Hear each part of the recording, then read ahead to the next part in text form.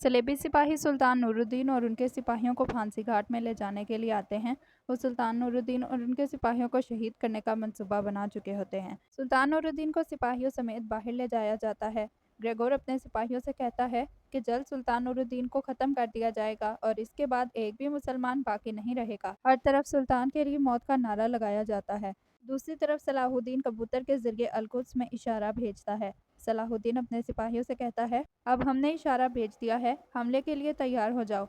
सुल्तान नूरुद्दीन को उनके सिपाहियों समेत मैदान में ले जाया जा चुका होता है। अलकुद्स में मौजूद सलाहुद्दीन के जासूस को जैसे ही इशारा मिलता है तो वो तैयार हो जाता है।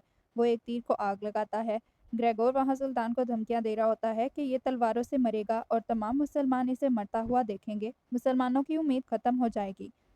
तभी जासूस आग से भरा हुआ तीर बारूद की तरफ फेंकता है और एक जोरदार धमाका होता है। हर शय हिलकर रह जाती है। लोगों में अफरा तफरी फैल जाती है। ये देखकर सलाहुद्दीन और उसके सिपाही अलकुद्स की तरफ हमले के लिए बढ़ने लगते हैं।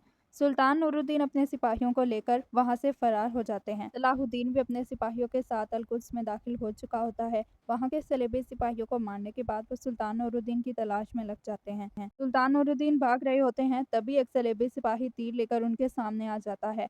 सुल्तान नूरुद्दीन को सलेबी घेर लेते हैं।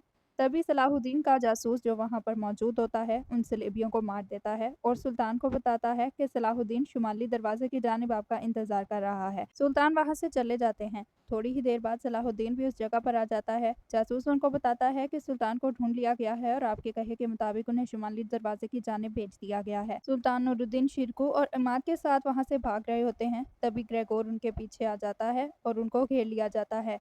सुल्तान नूरुद्दीन, इमाद और शिरकू उनका मुकाबला करने लगते हैं। दूसरी तरफ सलाहुद्दीन भी सुल्तान नूरुद्दीन को ढूंढते ढूंढते गजा से बाहर उसी जंगल में पहुंच जाता है। सुल्तान नूरुद्दीन जब मुकाबला कर रहे होते हैं, तभी सरहद गाजी वहां पर आ जाते हैं और उनसे कहते हैं कि अमीर सलाहुद्दीन ने हमें भेजा है, आपको हमारे साथ जाना होगा। कुछ सरहद गाजी सिपाही उनको लेकर वहां से चले जाते हैं। शिरकू, इमाद और बाकी सरहद गाजी सलेबियों का मुकाबला करने लगते हैं। ग्रेगोर अपने कुछ सिपाहियों को लेकर सुल्तान का पीछा करने लगता है। सलाहुद्दीन कुछ ही देर बाद उस जगह पर पहुंचता है जहां शिरकू बुरी तरह जख्मी हुए होते हैं और वो बताते हैं कि सरहद गाजी सुल्तान को लेकर चले गए हैं, लेकिन ग्रेगोर इनके पीछे गया है। सुल्तान नूरुद्दीन वहां से भाग रहे होते हैं, तभी ग्रेगोर वहां पर आ जाता है और अपने सिपाहियों के साथ सुल्तान को घेर लेता है। सलाहुद्दीन और उसके सिपाही भी सलेबियों से घेरे जा चुके होते हैं।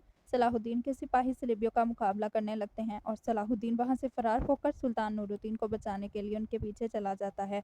सुल्तान नूरुद्दीन किसी दरिया के किनारे खड़े होते हैं कि ग्रेगोर उनको तीर मारता है और तीर सीधा उनके कंधे में आकर लगता है। उसी वक्त सलाहुद्दीन भी वहां पर पहुंच जाता है। ग्रेगोर सलाहुद्दीन को देखकर उसे भी तीर मार देता है। तीर सलाहुद्दीन की टांग में लगता है और वो जमीन पर गिर जाता है। सलाहुद्दीन के सिपाहियों को सलेबी बुरी तरह जख्मी कर देते हैं। सलेबी सिपाही अपनी तमाम फौज लेकर वहां पहुंच चुके होते हैं। आवाराम भी पहुंच जाता है।